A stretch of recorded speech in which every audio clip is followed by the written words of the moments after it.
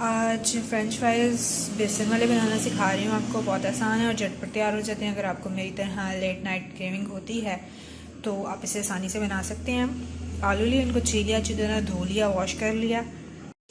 इसमें 2 से 3 खाने के चम्मच बेसन, 1 चाय का चम्मच नमक और कुटी हुई लाल मिर्च 1 चाय का चम्मच मैंने इसमें डाल दिया।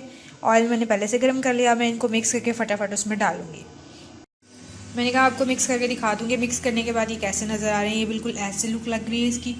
और अब मैं इनको फ्राई करने के लिए जो है वो कढ़ाई में डालने लगी हूँ। जी, तो हाफ़ मैंने डाल दिया। मैं डालते साथ ही चम्मच से इनको हिलाना शुरू नहीं करूँगी। 2 से 3 मिनट मैं वेट करूँगी, उसके बाद मैं चम्मच हिलाना शुरू करूँगी। बहुत ही मज़ेदार चटनी है जो मैंने ये इसके साथ बनाई है। और आप इसे इवन के फ़िश फ्राई करके उसके साथ भी खा सकते हैं, पकौड़ों के साथ, समोसों के, हर चीज़ के साथ फ्राइड चीज़ों के साथ खा सकते हैं और बहुत मज़ेदार है। एक दफ़ा आप ये बनाएंगे और इसे हर फ्राइड चीज़ के साथ आप खुद ज़रूर बनाएंगे और बहुत मज़ेदार है।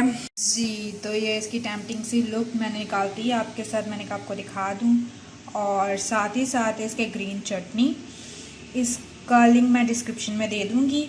और मैंने 1 कप दही में 1 खाने का चम्मच ग्रीन चटनी ऐड की और साथ ही थोड़ा सा नमक ऐड किया। आप अपनी टेस्ट के मुताबिक ऐड करें और इसको इसके साथ एंजॉय करें और बहुत मज़ेदार है। और अगर आपको मेरी वीडियो अच्छी लगे तो लाइक, कमेंट और मेरे चैनल को सब्सक्राइब करें।